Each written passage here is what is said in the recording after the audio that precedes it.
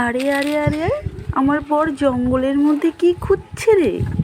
লোকটা কি পুরো পাগল হয়ে গেল নাকি? হ্যালো বন্ধুরা, কেমন আছো সবাই? আশা করি সকলে খুব ভালোই আছো। আমরাও ভালো আছি। এইসব বাচ্চা কাচ্চা নিয়ে এরা চললো কোথায়?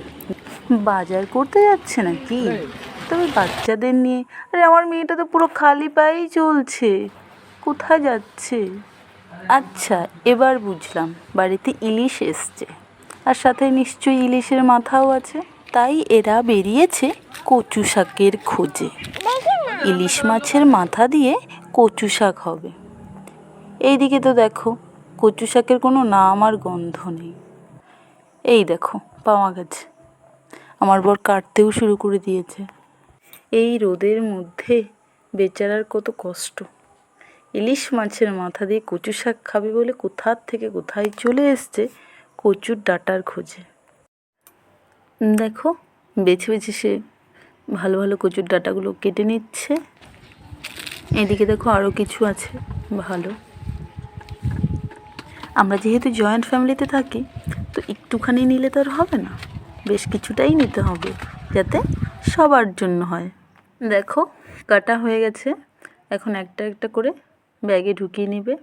পাতাগুলো ফেলে দিচ্ছে, নাহলে বাড়িতে নিয়ে আসলে আরও বাড়িঘর নোংরা হবে। অন্য একদিন পাতা দিয়ে কোনো এক রেসিপি করলে তোমাদের সাথে অবশ্যই শেয়ার করব। চলে এসেছি ডাটা নিয়ে। এই যে এতগুলো ডাটা নিয়ে এসেছি। এখন এগুলো কাটতে হবে। দেখি কে কাটে। এই দেখো, কে কাটতে বসে গেছে। What a lovely person, I love you. সর্বগুণা সম্পূর্ণা। দেখো, উনি ভালোই কাজ জানে। দেখো কি সুন্দর ডাটাগুলো একটা একটা করে একদম নিখুঁত হাতে ছাড়াচ্ছে। একদম এক্সপার্ট। ওই যে একটা কথাই আছে না, জুতো সেলাই থেকে চণ্ডীপাঠ, কথাটা ওরকম। আমার পর সব দিকে এক্সপার্ট। দেখো কি সুন্দর ডাটা ছাড়াচ্ছে, টেনে টেনে পুরো। মনে করে সংসার মানেই শুধু মেয়েদের কাজ করতে হবে, মেয়েদেরকে সব কিছু সামলাতে হবে। ব্যাপারটা কিন্তু এরকম নয়।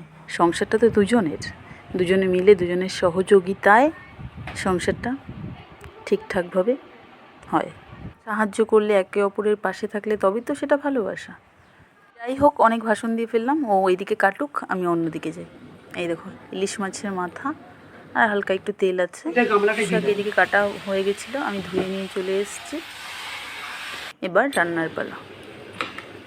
এই দেখো, আমি কচু শাকগুলো বসিয়ে দিয়েছি একটা বড় গামলাতে, কারণ কড়াইয়ে আঁটবে না। কড়াই পরে রান্না করব।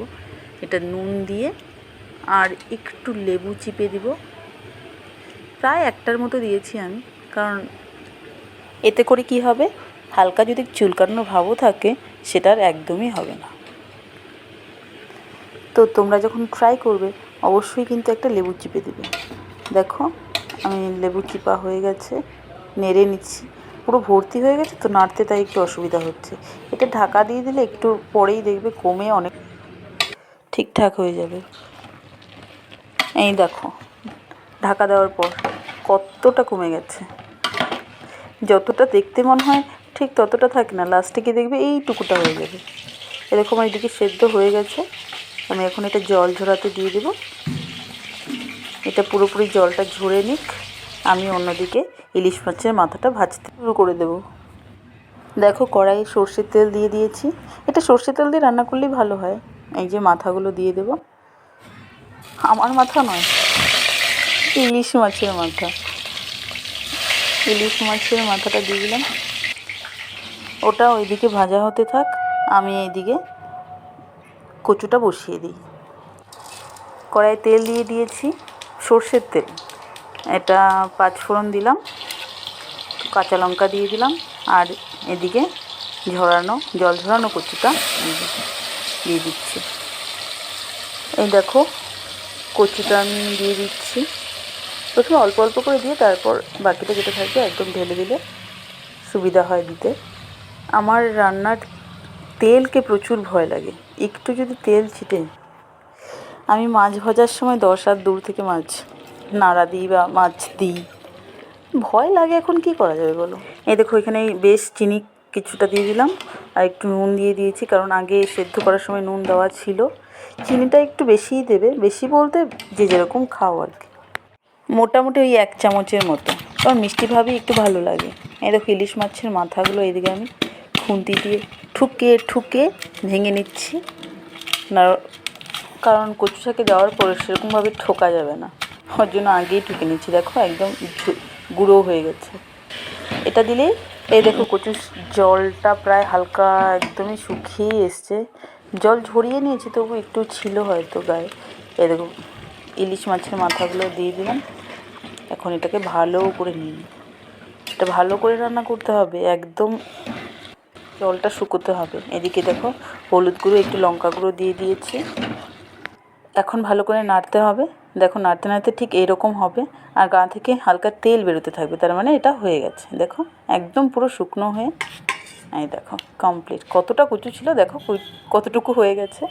যদি রান্নাটা ভালো লাগে অবশ্যই তোমরা ট্রাই করবে, আর আমাকে কমেন্টে অবশ্যই জানাবে, আর লাইক কমেন্ট শেয়ার করবে অবশ্যই। এদিকে আমাদের লাঞ্চের থালি বসে গেছে, এখন খাওয়া দাওয়া হবে। কেমন